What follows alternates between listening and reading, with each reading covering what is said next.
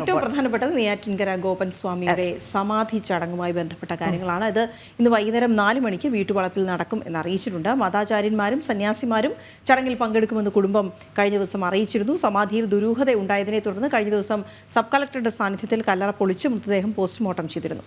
സ്വാഭാവിക മരണം എന്നാണ് പ്രാഥമിക പോസ്റ്റ്മോർട്ടത്തിലെ കണ്ടെത്തൽ. നിലവിൽ മൃതദേഹം സ്വകാര്യ ആശുപത്രി മോർച്ചറിയിൽ സൂക്ഷിച്ചിരിക്കുകയാണ്. മനോജ് ചേരുന്നുണ്ട് വിവരങ്ങളുമായി. മനോജ്, എങ്ങനെയാണ് ഈ സമാധി ചടങ്ങുകളിലേക്ക് ഇന്ന് കുടുംബം കടക്കുന്നത്? ഒരുപക്ഷെ ഈ ഗോപൻ സ്വാമിയെ ആരാധിച്ചിരുന്ന, അദ്ദേഹത്തെ ബഹുമാനിച്ചിരുന്ന ഒട്ടേറെ നാട്ടുകാർ കൂടി അവിടെ ഉണ്ടായിരുന്നവർക്കൊക്കെയും ആദ്യ ആ സമാധി ചടങ്ങിൽ പങ്കെടുക്കാൻ കഴിയാത്തൊരു സാഹചര്യം ഉണ്ടായിരുന്നത് മുഹൂർത്തവും അങ്ങനെയൊക്കെ കുടുംബം വ്യക്തമാക്കിയിരുന്നതുമാണ്. ഇന്നിപ്പോൾ എങ്ങനെയാണ് ഇപ്പോൾ മോർച്ചറിയിലാണല്ലോ മൃതദേഹം ഉള്ളത്, പിന്നെ എങ്ങനെയാണ് ഈ ചടങ്ങുകൾ പിന്നീട് അങ്ങോട്ട് ആസൂത്രണം ചെയ്തിരിക്കുന്നത്?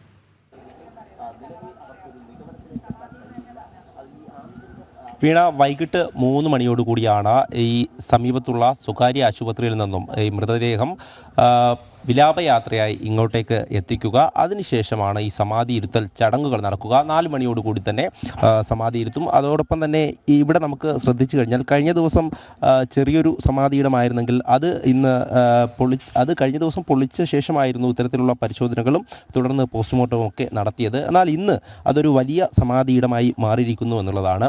കൃത്യമായും ഇവിടെയൊക്കെ വൃത്തിയാക്കിയ ശേഷം വലിയൊരു സമാധി ഇടം നിർമ്മിച്ചിരിക്കുന്നു. അതോടൊപ്പം തന്നെ അതിൽ നേരത്തെ സ്ഥാപിച്ചിട്ടുണ്ടായിരുന്ന ഈ ശിലയുണ്ടായിരുന്നു, അതായത് അത് ഉള്ളിൽ സ്ഥാപിച്ചിട്ടിരിക്കുന്നു. അതോടൊപ്പം തന്നെ ഇവിടെ സമാധി ഇരുത്തുക എന്നുള്ള ചടങ്ങുകളാണ് ഇന്ന് വൈകിട്ടോടെ നടക്കുക. അതിനുവേണ്ടി പ്രത്യേക ആചാര്യന്മാരും അതോടൊപ്പം തന്നെ മറ്റ് നാട്ടുകാരുമൊക്കെ പങ്കെടുക്കുമെന്നാണ് അറിയിച്ചിട്ടുള്ളത്. എന്തായാലും കഴിഞ്ഞ ദിവസമൊക്കെ തന്നെ ഏറെ ചർച്ചയായ കാര്യം, അതോടൊപ്പം തന്നെ ഈ പോസ്റ്റ്മോർട്ടം നടപടികൾക്ക് ശേഷം ഇത്തരത്തിൽ പ്രാഥമികമായി അസ്വാഭാവികത ഇല്ല എന്ന് കണ്ടെത്തുന്നു.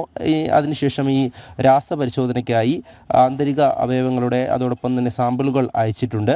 ഇതൊക്കെ തന്നെ ഇങ്ങനെ നിലനിൽക്കുമ്പോഴാണ് ഇത്തരത്തിലൊരു മഹാസമാധി ഇന്ന് ഇവിടെ നടക്കുന്നത്. നമുക്കതിൽ കാണാൻ സാധിക്കും, ഋഷിപീഠം എന്നുള്ള നാമകരണം നൽകിയിട്ടുണ്ട്. അതോടൊപ്പം തന്നെ ഈ കുടുംബം പറയുന്ന കാര്യങ്ങൾ അതുപോലെ തന്നെയായിരുന്നു കഴിഞ്ഞ ദിവസം ഈ സമാധിയിടം പോലീസ് ഇടപെട്ട് സബ് കളക്ടർ ഇടപെട്ട് പൊളിച്ചപ്പോഴും കാണാൻ സാധിച്ചത്. അതായത് ഹൃദയഭാഗം വരെ ഭസ്മവും അതോടൊപ്പം തന്നെ കർപ്പൂരവും ഒക്കെ ഇട്ട് സുഗന്ധദ്രവ്യങ്ങളൊക്കെ ഇട്ട ശേഷം അത്തരത്തിൽ നിറച്ച നിലയിലായിരുന്നു. അങ്ങനെ ഒരു സമാധി ഇരുത്തൽ ആ ഒരു രീതിയിൽ തന്നെയായിരുന്നു ഉണ്ടായിരുന്നത്. അതിനുശേഷമാണ് ഇത്തരത്തിൽ പരിശോധനയ്ക്ക് വിധേയമാക്കിയത്. അതിലാണ് പ്രാഥമികമായുള്ള ഒരു നിഗമനം, അതായത് അസ്വാഭാവികത ഇല്ല എന്നുള്ള നിഗമനത്തിൽ എത്തുന്നത്. എന്തായാലും ഇതിനെ സംബന്ധിച്ചിടത്തോളം സംശയങ്ങളുണ്ടെങ്കിൽ ഇനിയും പരിശോധനാ ഫലം വരേണ്ടിയിരിക്കുന്നു എന്നുള്ളതാണ്. ആ പരിശോധനാ ഫലം വരേണ്ടിയിരിക്കുന്നു. അതിനു മുമ്പായി തന്നെയാണ് ഇത്തരത്തിലൊരു മഹാസമാധി നടക്കുന്നത്.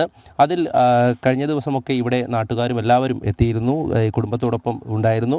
ഈ മക്കളും അതോടൊപ്പം തന്നെ അമ്മയും പറയുന്ന കാര്യങ്ങളൊക്കെ എല്ലാവരും കേട്ടിരുന്നു. VSDP പോലുള്ള സംഘടനകൾ പിന്തുണയുമായി എത്തിയിരുന്നു. എന്തായാലും ഇനി നടക്കാൻ പോകുന്നത് ഇന്ന് വിലാപയാത്രയോടുകൂടിയുള്ള ഒരു സമാധി ഇരുത്തൽ ചടങ്ങാണ്. അതിനുവേണ്ടി ഇവിടെയെല്ലാം വൃത്തിയാക്കിയിട്ടുണ്ട്. അതോടൊപ്പം തന്നെ വീടിന് മുന്നിൽ പന്തൽ ഒരുങ്ങുന്നുണ്ട്. ഇവിടേക്ക് ഇന്ന് നിരവധി ആളുകളെ പ്രതീക്ഷിക്കുന്നുണ്ട്.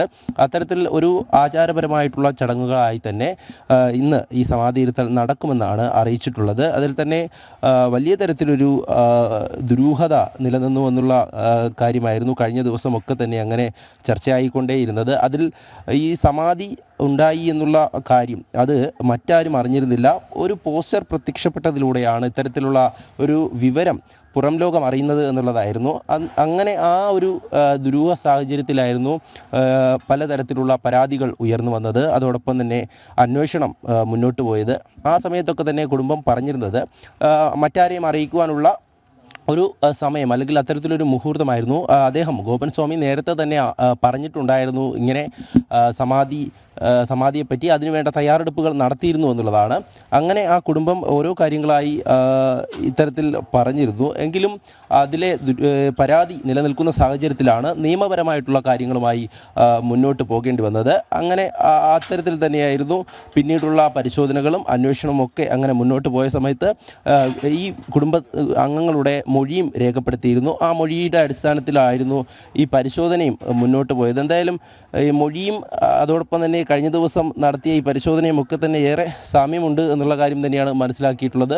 അതോടൊപ്പം തന്നെയാണ് ഇത്തരത്തിലൊരു അസ്വാഭാവികത ആയിട്ടുള്ള കാര്യങ്ങളൊന്നും തന്നെ പ്രാഥമികമായി ഒന്നുമില്ല. ക്ഷതമോ മുറിവുകളോ ശരീരത്തിലില്ല എന്ന് കണ്ടെത്തിയിട്ടുണ്ടായിരുന്നു. അതിനുശേഷമാണ് ആന്തരികമായിട്ടുള്ള പരിശോധനകൾക്ക് വിധേയമാക്കിയിട്ടുള്ളത്. എന്തായാലും അതിൻ്റെ ഫലം വരാനിരിക്കുന്നു. എന്തായാലും ഇവിടെയുള്ള കുടുംബാംഗങ്ങളെ സംബന്ധിച്ചിടത്തോളം അവർക്ക് പിന്തുണയുമായി കുറേയധികം പേരെത്തിയിട്ടുണ്ടായിരുന്നു. ഇന്ന് ഇത്തരത്തിൽ വിലാപയാത്രയായി ഇവിടേക്ക് ഈ സമാധിയിരുത്തൽ ചടങ്ങ് നടക്കുമ്പോൾ അതിൻ്റെ ഭാഗമാകാൻ നിരവധി പേർ എത്തുമെന്നും അതോടൊപ്പം തന്നെ നേരത്തെ സൂചിപ്പിച്ചതുപോലെ ആചാര്യന്മാരെയും അതോടൊപ്പം ഈ ഹൈന്ദവ നേതാക്കളുടെയും ഒക്കെ ഒരു സാമീപ്യം, ഒരു സാന്നിധ്യത്തിലായിരിക്കും ഇത്തരത്തിലുള്ള ചടങ്ങുകൾ നടക്കുക എന്നും അറിയിച്ചിട്ടുണ്ട്. എന്തായാലും ഞാനിപ്പോൾ നിൽക്കുന്നത് ആ വീടിന് മുന്നിലാണ്. അതോടൊപ്പം തന്നെ നേരത്തെ കണ്ടത് പുതിയ സമാധി ഇടമാണ്. അതേ സ്ഥലത്ത് തന്നെയാണ് നിർമ്മിച്ചിരിക്കുന്നത്.